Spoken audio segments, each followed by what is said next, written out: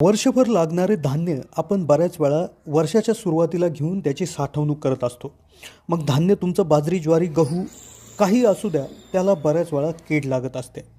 मग या किडी लागू नये, या किडींचा प्रादुर्भाव होऊ नये, गहू किंवा बाजरी, ज्वारी खराब होऊ नये म्हणून आपण धान्य साठवताना भरपूर केमिकलचा वापर करतो. अगदी विषारी केमिकल त्याच्यामध्ये आपण बऱ्याच वेळा methyl bromide, magnesium phosphide, boric acid असे भरपूर विषारी त्या ठिकाणी केमिकल्स धान्य साठवणूक करताना वापरतो. मित्रांनो, हे विष आपण थोड्या प्रमाणात जरी वापरत असलो पण आपल्या शरीरात त्याचा थोडा का होईना अंश आपल्या शरीरात जात असेल आणि त्यामुळे आपल्या शरीराला गंभीर परिणाम होण्याची शक्यता सुद्धा असते.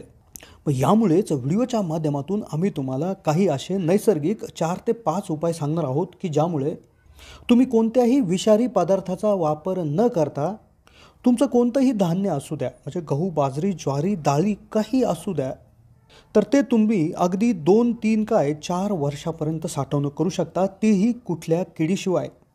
धान्य खराब होऊ नये म्हणून करण्यात आलेले हे नैसर्गिक उपाय, यामध्ये लागणाऱ्या वस्तू ह्या नैसर्गिक आहेत, त्या आपल्या घरातच उपलब्ध असतात. म्हणजे यामुळे याला खर्च येणारा खर्चसुद्धा अतिशय कमी, मात्र 1-2 रुपयाच्या खर्चामध्येच तुम्ही धान्य 4 ते 5 वर्षापर्यंत सुद्धा साठवू शकता. यातील 1-2 उपाय कदाचित तुम्ही केलेले सुद्धा असेल, पण त्याची करण्याची योग्य पद्धत माहिती नसल्यामुळे, चुकीची पद्धत वापरल्यामुळे तुमचे गहू किंवा जे धान्य असेल ते खराब झालेलं असेल.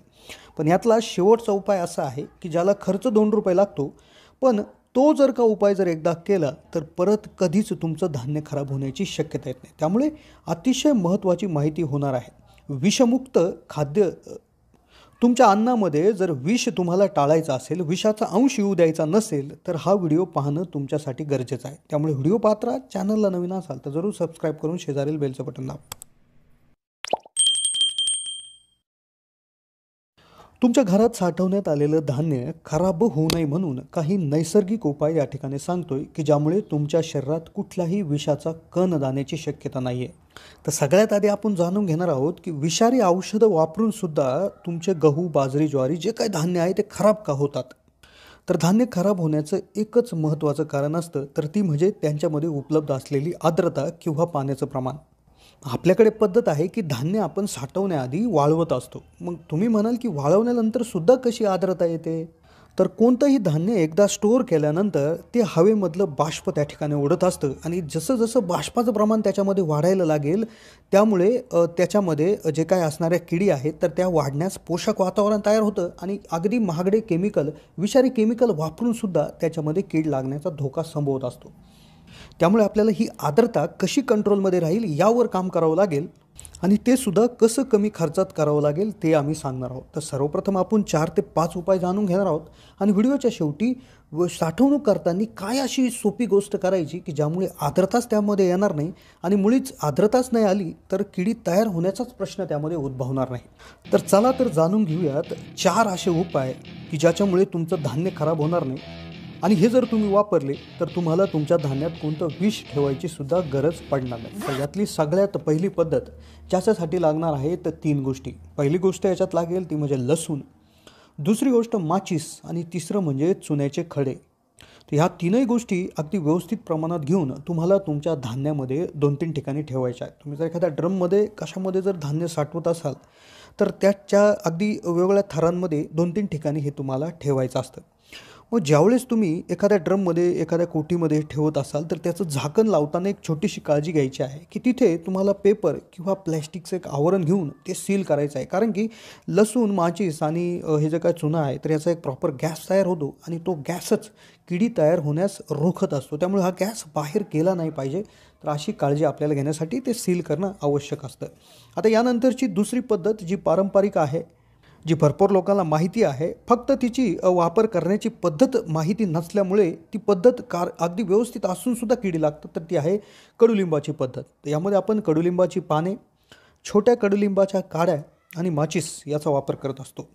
तर आपल्याला बऱ्याच वेळा होतं काय की हे जे काय पानं आपण गव्हामध्ये किंवा इतर धान्यात मिक्स करतो, मग ते काही कालांतराने ते वाळून जातात आणि ते वाळलेले असल्यामुळे ते बाजूला निघत नाही आणि त्याच पिठामध्ये भरडले जातात आणि पीठ कडू होत असतं. तर हे होऊ नये म्हणून काय करायचं आहे, एक कापड घ्यायचं आहे. कापडामध्ये ते जे काय हिरवी पानं आणि ज्या काय ताज्या काड्या आहेत तर त्या लावून कापडामध्ये गुंडाळून आपल्याला ठेवायच्या आहे की जेणेकरून त्याचा वास त्या ठिकाणी जाईल, पण त्याचे मिक्सअप त्या ठिकाणी होणार नाही.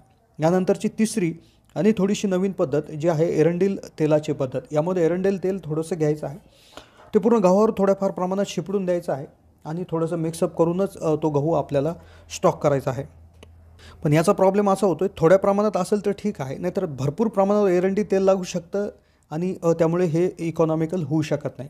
आता यानंतरचा चौथा उपाय आहे की ज्याच्यामध्ये तुम्हाला काहीच करायचं नाही. मार्केटमधून एक 2-3 रुपयाला एक गोळी त्या ठिकाणी भेटते, आयुर्वेदिक गोळी आहे, ती घेऊन यायची आहे आणि तीच फक्त वापरायची आहे. तुम्हाला कुठलंही दुसरं केमिकल लागणार नाही, कोणतेही विषारी पदार्थसुद्धा लागणार नाही.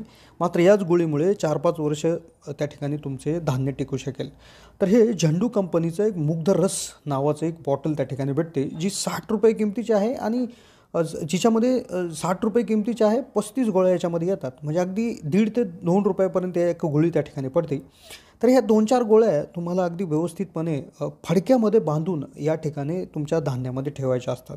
आता हे झाले 4 उपाय. पण आर्द्रता कशी कमी करायची, बाष्पाचं प्रमाण कसं कमी करायचं, तर त्यासाठी काय करायचं आहे, जो आपला न्यूजपेपर असतो, वर्तमानपत्र असतं, तर त्याचे तुकडे, मोठ्या साईजचे तुकडे त्या ठिकाणी करायचे असतात आणि ते तुकडे पूर्ण तुमच्या धान्यामध्ये ठिकठिकाणी थरावर थर लावून त्या ठिकाणी ठेवायचे असतात की आर्द्रता जरी वाढली तर ते आर्द्रता शोषून घेण्यास त्या ठिकाणी मदत करत असतात.